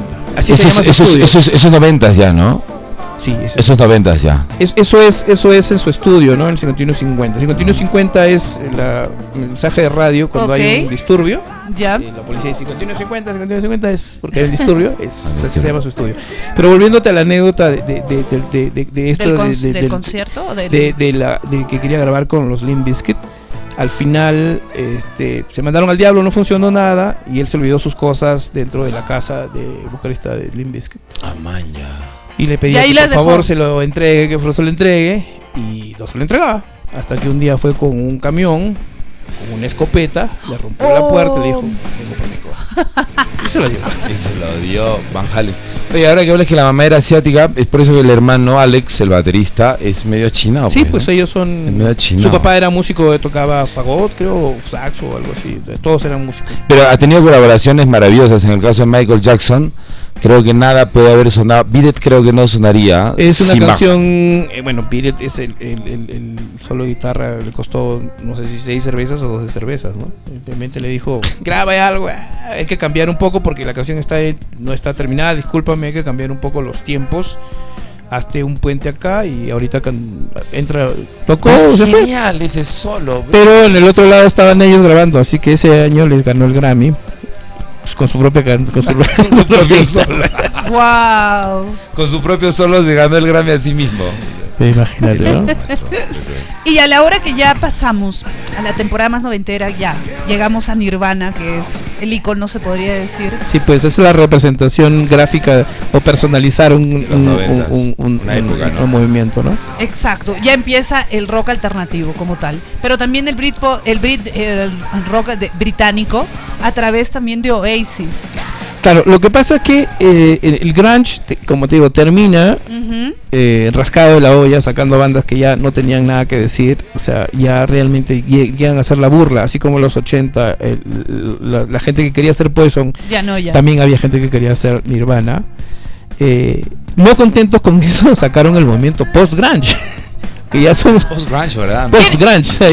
¿Quiénes estaban en el post-grunge? Y el post-grunge son cosas que ya ni siquiera te acuerdas, pero ¿en qué termina? En este grupo, justo lo que te decía, ¿no? Este género de Limp Bizkit, Korn, ¿no? Entonces ya terminas esa frustración. Y después ya van a crear el new metal, eso ya se convierte en el new metal, ya, pero nuevamente empiezas a tener una carga sónica que te empiezas a decir: todo esto cansa, ¿no? Quien empieza a hacer un poco el sonido del Brit Rock es en Blur, empieza a hacer una gira en Estados Unidos, una gira fallida, pero regresan con esa creatividad y graban su primer álbum completo. Y luego, en paralelo, sin nada en común, empieza a sonar en Manchester Oasis. Empiezan a sonar. No y tiene nada que ver. Y que los va a opacar además, pero yo creo que Blur pudo haber brillado mucho más sin la presencia tan refulgente que tuvo comercialmente, la omnipotencia que tuvo Oasis en el momento. Lo que pasa es que Don McGee, que es el manager de Oasis, dice que cuando él va a verlos a una banda, porque era Casa Talentos, va a ver las bandas, si todas las bandas salían y decían, hola, la canción está, gracias por venir, ¿no? Ellos salieron y dijeron, somos la banda más grande del rock, wow. O sea, de frente, ¿no? ¿Y este pata quién es? Y 3 años después estaban tocando en Wembley. Entonces se la creían, sabían lo que tenían.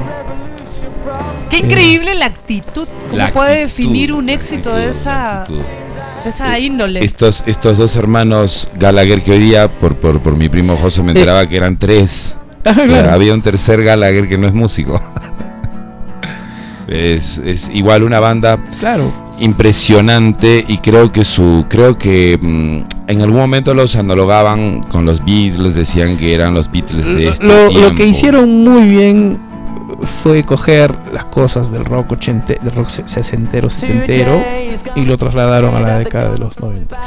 Un poco que se trazaron con garrocha lo que había estado haciendo Stone Roses en el 89, pero que no terminó de cuajar porque ese disco quedó, el Stone Roses quedó incompleto, y en el 94, con ya la onda ya marcada por el Britpop, sacan su Second Coming, ¿no? Que ya no tenía nada que ver. Es interesante lo que dices de Stone Roses. Hace rato hablabas de los grupos que no tienen exactamente un gran vocalista. No, pues, porque Stone Roses, incluso hay momentos, es el estilo, ¿no? Porque hay momentos hasta de que podrías llamarle musicalmente desafinación en las voces, ¿no? ¿Qué podríamos decir? La actitud, ¿no? La actitud del rockero maloso, ruidoso, ¿no? Qué bonito. La actitud. Y mira, qué bonito. Y ahora, como dices, ¿no? Anécdotas del disco Definitively Maybe. ¿Por qué Definitively Maybe? ¿Qué canción comienza con Maybe? ¿Qué canción es? Forever. Esa canción no tenían cómo comenzarla. Y le iban a poner Lady. Así, ¿no? Iba a decir Lady o Baby, ¿no? Baby. Algo que combine algo con así, eso. ¿no? Entonces dijeron Maybe. Maybe. Entonces, cuando dijeron, ¿qué nombre le vamos a poner a la portada, al disco, no? Se miraban entre ellos y decían Definitively Maybe. O sea, se referían a la canción, ¿no? O sea, definitivamente tiene que irme, pero bromeado. Entonces el productor dijo, ¿qué? ¿Se va a llamar así? Sí, así se va a llamar. Y quedó Definitively Maybe, porque definitivamente era la palabra. Y que es una canción donde le rinden culto a los grandes íconos del rock. Al menos en sus performances siempre Liam termina rendido ante la imagen de un inigualable e inmortal John Lennon, ¿no? Siempre. Pero esta canción, pero es que incluso físicamente querían parecer la imagen. Esta canción que suena de que es, digamos, el himno generacional de Wonderwall. Wonderwall también, él quería escribir la canción, pero yo quiero ser tú qué. No, porque no sé qué ser, ¿no? Y Wonderwall es un álbum de George Harrison. Es un álbum que le encanta. Entonces él dice, yo quiero que tú seas mi Wonderwall, ¿no? You're my Wonder, tú eres mi álbum. O sea, hay Beatles detrás, definitivamente hay Beatles detrás de. O sea, yo quiero que tú seas mi álbum, pero mi Wonderwall, pero se refiere al álbum, no a un muro o a una catarata, ¿no? Estamos entrando ya bien a los 90. Empieza este rock, empiezan también las bandas. La alternativa. En esta canción las congas las toca Luis Enrique, el salsero. En esta de Collective Soul. Sí, ahí se escucha. ¿Ah, sí? Luis Enrique. Tiene protagonismo. Por favor, ese dato me parece espectacular. Pero se escucha ahí el Licho, hermano de mi alma, sí. Yo siempre he dicho que tú eres una de las autoridades así vivas. Escúchame, Lucho, yo le he dicho que tiene que venir a la radio a sacar un programa. Ya se lo he dicho. ¿Qué me voy a imaginar que Luis Enrique? No, pero está. ¿Qué nos íbamos a imaginar? Pero suena, o sea, se escucha que está tocando. Tiene protagonismo. Y ahora quiero que me cuenten qué pasó con nada menos y nada más con The Verve y los Rolling Stones. Bueno, The Verve tiene un sonido bastante peculiar, pero cuando graban el álbum del 97, que es el Urban Hymns, la canción más representativa que podía salir era Bittersweet Symphony, pero ellos cogen un sampler de una canción que había tocado los Rolling Stones, pero que le pertenece, perdón, es una canción de un tema de los Rolling Stones, pero que la había tocado una orquesta. Entonces ellos tocaban la versión de la orquesta, pero la propiedad le pertenecía a los Rolling Stones. Del famoso Jagger Richards, ¿no? Es la dupla de los Stones, de los guitarristas.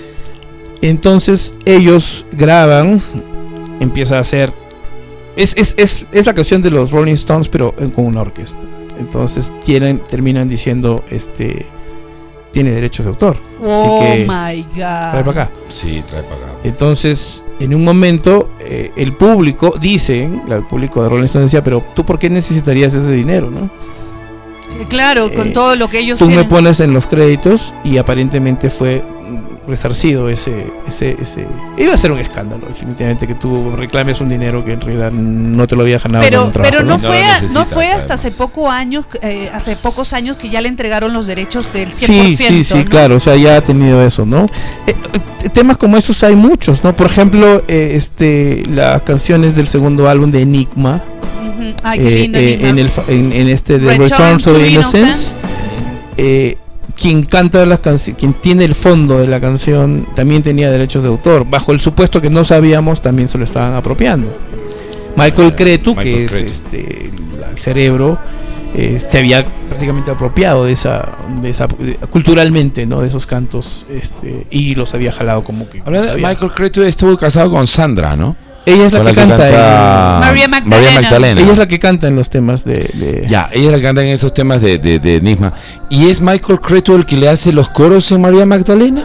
No sé, pero él es el que toca el teclado. Es pero si escuchas la voz masculina de Enigma, que siempre aparece por ahí por momentos, es la voz que le contesta en los coros a Sandra en María Magdalena. Es increíble, ¿no? cómo con una conversación empezamos a descubrir tantas cosas de los matrimonios de los famosos. Hasta eso. Recién me entero de que The Pretenders está relacionado con la canción. Y que Luis Enrique tocaba las tumbas en Collective Soul. ¿Qué tal datazo, ah? No, maravilloso. Que la música es justamente eso, ¿no? Convivir, compartir cosas. Qué bonito. ¿No? Sí. Y justamente la idea de este programa, chicos, ya son las 6. y de invitarlos era armar esta conversación, no, conversaciones que se deberían tener porque están escuchando nuevas generaciones, y así que como yo, que pertenezco a su misma generación, me admiro de toda esta información que estos chicos reciban a través de un programa y de una conversación entre amigos. Me parece extraordinario. Y habríamos que repetir estos. Gracias, Felido. Es agua, por si acaso. Habríamos que repetir estos momentos porque Return to Innocence, literal. La gente necesita escuchar estos datos, porque ya no hay este tipo de tertulias, lamentablemente, donde tú amplías tu conocimiento, tu bagaje cultural sobre la música, sobre estos temas, porque ya hemos tejido en este lindo día, que es un día muy soda, como te dije el otro día que iba a ser el 20 de septiembre, es un día muy soda, ¿no? Wow. Muy soda, porque es el día que se despidieron los Soda en el 97, ¿no? 20 de septiembre, el último concierto. En el River Plate. Y creo que estos momentos enriquecen, hemos deducido que el rock está relacionado con la literatura, con el cine. Y hablando de literatura, tú me desasnaste una vez cuando te hablaba de una de las canciones favoritas mías, que es de la Unión de Hombre Lobo en París, que me decías que tenía una raíz en la literatura. Lo importante de entender esa canción es que no es un lobo, no es un hombre que se convierte en lobo, sino es un lobo que se convierte en un hombre. Es un lobo que se convierte en hombre. Espérense. Tengo que escuchar bien eso. A ver, Lobo Hombre en París no trata de que un hombre se convierta en lobo, sino un lobo se convierte en... Es un lobo que termina convirtiéndose en un hombre. Qué espectacular. Por eso dice Lobo Hombre. Lobo Hombre en París. No hombre lobo, sino Lobo Hombre en París. Pero tienes que escucharla. Tienes que escuchar el orden de las palabras. No, tienes que escuchar la letra, porque en la letra habla que un lobo quiere ser hombre y por eso muerde a Denise. O él es Denise. Sí, ha transformado en hombre a Denise. Ha transformado en hombre a Denise. A Denise, que ya es el lobo. Es el lobo. Es el lobo. Ha transformado en hombre. Pues, y es alucinante. Y sí, ha transformado en hombre a Denise. Y además es impresionante porque yo hice un especial en Track TV de los mejores bajos del rock en castellano. Sí. ¿Te acuerdas que hice? Y tú me dijiste, Hombre Lobo en París es una canción que está hecha para el bajo. Claro, pues está hecha para lo que protagoniza. Y está basada en una obra de Boris Vian, ¿no? Que tiene algo que ver con el hombre lobo, con la licantropía. Estoy impresionada. Ahí está. Y me pongo más impresionada. Y también está producida, y creo que con coautoría de Nacho Cano. Nacho Cano de Mecano. Que también tendrías que tener un programa especial. Sí, es súper amplio. Cano, casi pensé que ibas a decir Nacha Pop, y con Nacha Pop también. Ana Torroja, Nacho Cano. Wow. Y Nacha Pop, que también este chico Antonio, que era Antonio, bueno, vocalista murió con cáncer al páncreas, pero que era un hombre completamente deprimido.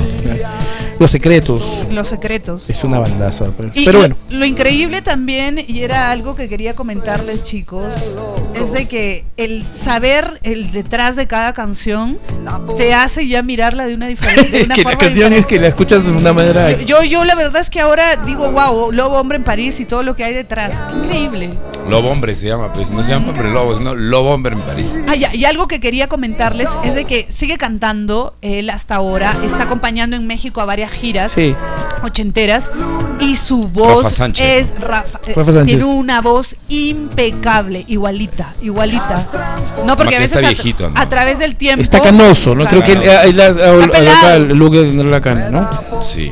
Ahora, musicalmente en los 90 en el Perú hubieron muy buenas bandas. Exacto. Se crearon nuevas bandas, o sea, sonaron buenas bandas. En los 90 dices. Pero el Huelga de Hambre, ¿no? El famoso Wannabe. Huelga de Hambre suena bien, pero el éxito mayor de la banda creada juntando los pedazos de lo que luego fue Soundgarden y Pearl Jam, que se llamó Temple of the Dog, tiene una canción que se llama Huelga de Hambre. Y ahí salió esto. Stray Hunter. Ellos hacían covers del grunge de esa época. Y no tuvieron mejor idea que ponerse Máquina Total, me acuerdo cómo se llama, algo de Maquinal se llamó su álbum. Está en toda la copia de copy-paste, fotocopiado del sonido grunge gringo. Pero luego vinieron en Zen, pues, ¿no? Claro. Que fue Zen. Pero Zen me gusta, a mí me gusta Zen. Claro, pero ya tienes que tener un poco más de creatividad, ¿no? Los Marambio, que son los que tocaron ahí, ya tienen un poco más de... Yo los entrevisté una vez, pero yo los entrevisté en Fongal. Pero Pili me llamó y me dijo, Lucho, creo no había quien los entreviste de acá de la radio. Y me llamó, yo estoy en Fongal, en la final con la municipalidad. Y Pili me llama y me dice, por favor, ven para que los entrevistes a los Zen. O sea, bueno, en realidad Noel es mi pata. Le mando un saludo a Noel. Es bien pata, somos bien patas. Cada vez que está en Cajamarca me avisa. Chévere. Y la verdad es que es a raíz de las constantes visitas que han hecho a Cajamarca, la música, el conversar. Y no es un secreto, ¿no? Dile, cuando tú eras Huelga de Hambre, sacaron de Stray Hunter de Temple of the Dog. Me va a encantar de que de repente le voy a compartir le saques el dato, y que te va a decir, ¿y dónde sacaste ese dato? Melómano, no, mentira. Y en alguna oportunidad también ellos mencionaron que tenían a su luthier aquí en Cajamarca, que era un portugués que se había casado con una peruana y vivían en Yacanora, escuchen bien, ¿eh? Y los Marambio traían sus guitarras al luthier que vivía aquí en Cajamarca. Y a raíz de eso, el mismo luthier organizó un encuentro y me pidieron que convoque a jóvenes que les gustaba el rock. Hicieron una exposición con el luthier y los Marambio.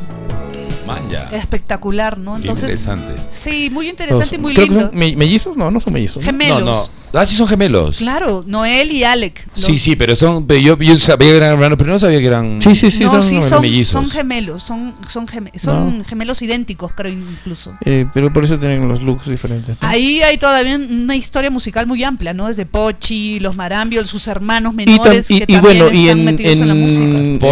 Pochi, Marambio, este es el de los coquitos. Le llaman a la puerta. Ese es su papá, pues. No, ese es el papá, ¿no? Claro, él es de los coquitos. Pochi, Marambio, y llaman a la puerta. Sí sé la canción a la que te refieres, que es la Pochi Van. Esa es otra cosa. La Pochi Van, no. Pochi Van que cantaba los coquitos. Ya. No, Pochi Marambio. Pochi Marambio es de Mi Marimba. Tierra y Sur. Vamos a la llaman a la puerta. Le llaman a la puerta. Bueno, ahí hay harto tema que nos tiene que comentar. Y de ahí tienes ya también empezó otra vertiente, ¿no? Él es el papá, ¿no? ¿Y qué bandas te parecieron así espectaculares que salieron en los 90 peruanas? Índigo, por ejemplo. Mira, Índigo fue un proyecto de un solo álbum, ¿no? Voces Lejanas creo que puede ser el tema más... Me encanta. Pero son esos productos que el Wannabe, ¿no? Pudieron ser, ¿no? Me gustaría que hayan sido, ¿no? Es que se separaron al final. Hubieron cosas muy interesantes, ¿no? Electrozeta, estaban algunos sonidos, por ejemplo, los primeros, por ejemplo, los primeros, ¿cómo se llaman? Ahí está, Índigo. Me encanta. Ahí está, Índigo. Una vez yo conversaba con Manuel Chaprado, alguna vez tuve la ocasión de entrevistar a Manuel Chaprado y conversar con él ampliamente de música, o sea, un montón de música el tío. Y me decía, yo le decía, ¿cuál es la onda? ¿Por qué no hemos tenido todavía un grupo en el Perú que la reviente, pero así a niveles como lo ha hecho Chile, como lo ha hecho Argentina? Si talento no nos falta.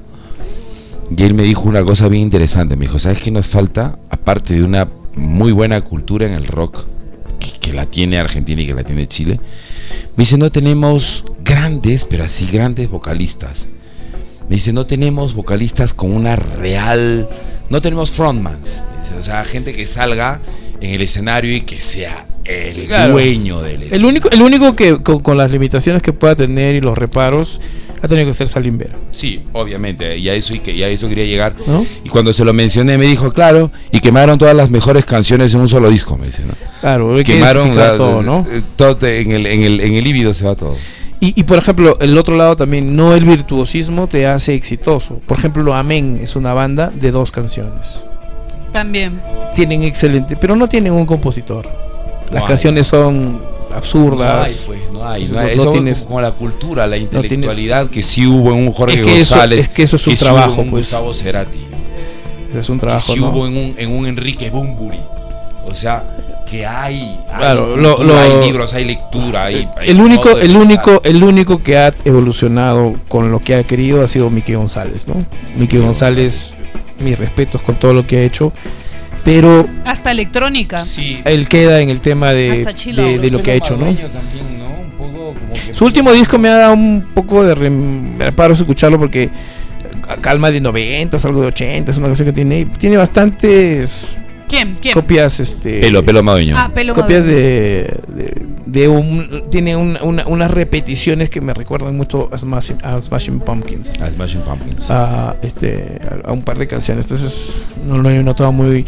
Y bueno, él cuando va a España, ¿qué quiere hacer? Él quiere hacer su versión de Radio Futura, ¿no? Uh-huh. Quiso ser el Radio Futura peruano y no funcionó, pues no, eso solo funciona en una sola vez. Una sola vez. Y así como en algún momento también Calamaro quiso ser el Bob Dylan, ¿no? Creo que todos tienen sus etapas. Todo el mundo tiene sus etapas.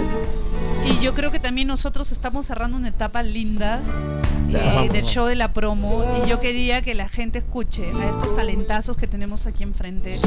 Yo en mi cabina y la verdad que ha sido un gustote y que no debería ser la primera vez, chicos, por favor. No, yo creo que hay que hacerla más veces y ha sido una linda amalgama de dos promos que ya no nos vimos en el colegio, porque tú sales el 90 y yo entro el 92 al colegio. Y pero nos hicimos amigos en la radio, y eso quería comentar porque cuando yo entro a la radio, yo necesitaba que me ilustren, porque yo entro porque era histriónico, era parlanchín, ¿no? Y entro con una cultura musical no nula, pero sí muy básica. Y tuve a monstruos como Javier Azcurra, Willy Miranda, mi primo Juan Salas, que definitivamente me reventaron los oídos con una avalancha de música. No me dejaban programa donde él bajaba siempre, decía, ¿qué haces, no? Y me sacaba así de la misma red, Ray Alto, The Pitch Mode, me sacabas un montón de cosas y me decías, ahora ya nos compartió música que no sí, por supuesto hoy día, ¿no? Camilo VII y Banda Los Chinos, ¿no? Hasta electrónica. Alucinante. Sofía. Javier, ¿no? Es para mí siempre ha sido, cuando me invitaste a participar con Tali, me sentí muy honrado. Yo reconozco no ser el nivel de melómano que eres tú, hermano, pero a mí me ha encantado participar y aprender contigo. El programa era justamente hablar de la música. De la música, no de nosotros, sino de la música, pero tú has traído datos que, o sea, no son, cualquiera no los maneja. Y eso creo que es para que los chicos aprendan y se inspiren, porque de esa forma hay que escuchar la música, de esa forma hay que vivir las artes, no solamente escuchar lo que suena, sino quién está detrás de esto y qué historia está detrás de tal o cual canción y por qué me suena tan bonita, ¿no? Mira, hace poco leí un libro de un patín que había elegido 50 canciones, no quiero decirlo porque la verdad es que tenía el autor, porque tenía mucha expectativa en el libro, dije, wow, un libro musical, él ha elegido 50 canciones y empieza a explicar un montón de historias personales con respecto a cada canción. Lo que tú me has contado hoy día me pareció mucho más importante que ese libro, que encima llegó a tener grandes ventas en Europa. Entonces yo digo, que es una experiencia deberías, no, a lo que yo voy es lo siguiente, deberías documentar estas historias, todo lo que nos cuentas, por ejemplo, de varias cosas que están averiguadas, y hacer incluso, me atrevo a decir, un comparativo con cosas tuyas que sucedían aquí en Cajamarca. Sería algo muy exquisito de leer y sobre todo de ampliar nuestra cultura musical. Hay cosas que, por ejemplo, yo no he escuchado jamás, y el haberte escuchado para mí ha sido muy, muy grato, porque la idea es aprender y saber que aquí en Cajamarca también hay gente que sabe de música y hay que valorarla, y si se documenta y se promociona con las nuevas generaciones, vas a ampliar ahí a mucha gente. De verdad. Sí, para que los chicos no piensen que la cosa fue siempre el reggaetón. Exactamente. ¿No? Y que existían letras maravillosas, como en una me dijiste, no sabes la letra que vas a escuchar en esta canción. Y es una letra que puede aparentar ser simple y dices, wow, qué feeling, ¿no? Menos es más, ¿no? Menos es más. Que conectas, menos es más. Y es por eso que tenemos una tendencia a regresar a lo orgánico. Ajá. Y es por eso que lo analógico nunca terminó. Hace rato, cuando hablabas eso de que pasamos a reemplazar por lo digital. Uh-huh. Pero por ejemplo, hay el que mezcló, el ingeniero de sonido que mezcló uno de los álbumes más exitosos de Metallica, no sé si es el Middle o cuál de ellos. ¿Middle se llama? ¿Perdón? De Metallica, o el de las cosas raras que hay en la carátula, pero que se mezcla con una el reloj. Se mezcla con una consola analógica. Ahora que costaba, pues, vamos a ponerle $700,000. Ahora hay las versiones modernas digitales de esa consola. Sí, pero los chicos, los ingenieros de sonido, siguen comprando esta, que sigue manteniendo su precio original y está hasta más cara porque fue usada en uno de los álbumes emblemáticos de Metallica y no ha vuelto a ser reemplazada. O sea, ese tío sigue trabajando con esa línea de... Hay cosas maravillosas que las haces en tu casa, ¿no? Lo analógico, por eso no... Hay cosas maravillosas que haces en Abbey Road, hay cosas maravillosas que puedes hacer en Sound City. Ajá. Hay cosas que puedes hacer, pero todo depende de la calidad del que hace las cosas. No necesariamente un estudio te va a dar eso, te puede dar un plus, ¿no? Pero si tú escuchas, por ejemplo, el Appetite for Destruction en las tomas de prueba en Sound City, son mucho más bacanes que las que salieron en el álbum. ¿Pero por qué? Porque al final tienes que meterle un montón de cosas, ¿no? Bajar sonido, subir otras cosas. Y ese Sound City, este estudio de Sound City que estaba llevado a menos, lo ha comprado Dave Grohl. Dave Grohl, el baterista de Nirvana y el vocalista de... Ahí creo que hay un documental por ahí. Él tiene ha comprado porque no quiere que se vaya esa Foo Fighters. Él no quiere que se vaya que no se utilice ese estudio, ¿no? El Sound City. Y ahí se han grabado discos maravillosos, ¿no? Qué genial. De Tom Petty, Chicos lindos, ha llegado la hora chiquimágica, como decían en Chiquilladas cuando éramos bien chiquitos. Nos pasamos más de 1 hora y media, Felido. Increíble. Tali, muchísimas gracias. No, gracias a ustedes. Sí, yo he intervenido en lo que he podido intervenir, pero me he sentido muy honrado de participar con ustedes y que se repita. Y no sea la última vez, es la primera, pero no sea la última, en que nos juntemos a tertuliar, a compartir datos tan exquisitos de la música, maestro. Pero bueno, eso sale de la cabeza, o sea, no había un guión, ¿no? No, por eso justamente no había guión, nos encontramos aquí 15 minutos antes de comenzar y ni siquiera dijimos cómo iba a ser el programa, solamente hablamos de música un rato y de ahí ya nos metimos. Por eso me encanta que haya surgido esta dinámica, que en algún momento debería de ampliarse. Y hay muchos planes que deberían de generarse de este momento, chicos, de verdad. Y así como esas bandas no se lo tomaron en serio, nosotros sí debemos tomárnoslo en serio. Hay un mensaje que sí es importante, ¿no? No caigamos en lo que se llama retromanía. Claro, también. La retromanía es un nombre de un libro que todos... Tú tienes los álbumes de Queen, si eres fanático, en CD, lo tienes en vinilo, lo tienes en vinilo de 180 gramos, lo tienes en Fate Goals, lo tienes en un montón de cosas. Pero hay cosas nuevas, hay música nueva, hay propuestas interesantes nuevas. Escuchemos eso, o sea, no vivamos el recuerdo. Que tus playlists tengan canciones nuevas. Hay gente que se rompe el lomo haciendo cosas interesantes, pero que lamentablemente a veces te masa. Esa es una de las canciones que ese tema M83. Cuando yo tenía mi programa de radio, normalmente normalmente transmitían por streaming, y por esa canción, mira, mejor no pudo haber entrado, ¿no?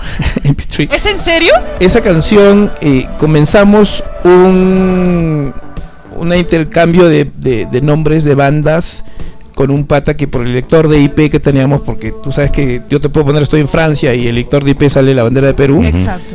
El lector de IP, esa persona estaba en Finlandia y empezamos a intercambiar algunos datos y sí movía su pelota, sí sabía de lo que hablaba. Sabía lo que hablaba. Entonces, qué paja. Me parecía así con gente de Canadá, de México, de La Oroya, que tiene mucha cultura musical La Oroya en el Perú, y de Lima, ¿no? Bastante. Qué paja. Acaba de llegar Pili también emocionada con el programa que estamos. ¿Cómo estás, Pili?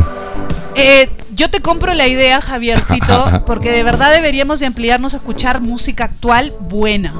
Buena. Ya te dejé ahí unas pistas. Hay que buscarlo. Sí. Y no solamente eso, hay que compartirnos también las pistas. Sí, ahí te dejé ahí un par de pistas. Porque de esa forma nos ampliamos, ¿verdad, chicos? Sí. Yo les agradezco gracias muchísimo. A ti, Tali. Y nos vamos a divertir el próximo sábado en la fiesta del show de la promo. Por supuesto. Sábado 27. Sí, sábado 27. Sí, sábado 27. Va a haber música linda, vamos a bailar, vamos a pasar un buen rato, vamos a hacer planes también de lo que pueda venir. Y les agradezco. Yo la promo no, porque cuando se conocen los ganadores. Justamente en la fiesta. En la fiesta. Tienes que ir a la fiesta para escuchar quién ganó. Si no, ojito. No, yo les voy a decir a toda la gente en la fiesta que no comente a los que no fueron, no van a saber hasta el 2026. El otro año, hasta la próxima versión. Hasta la siguiente edición. Gracias, chicos. Gracias, Tali. Gracias, Javier. Despídanse por acá. Quiero mandarle un saludo a la promo 90 y a la promo 95 de Cristo Rey. 96, perdón. Y a la promo 94 de Nazaret, porque hemos hecho ahorita un mix. Así es, un mix. 94 de Nazaret 90 y 96 de Cristo Rey. Exactamente. 91 de Nazaret. Chao, chicos. Chao, gente. Chao. Ya saben, el próximo sábado, la fiesta del show de la promo. Chao.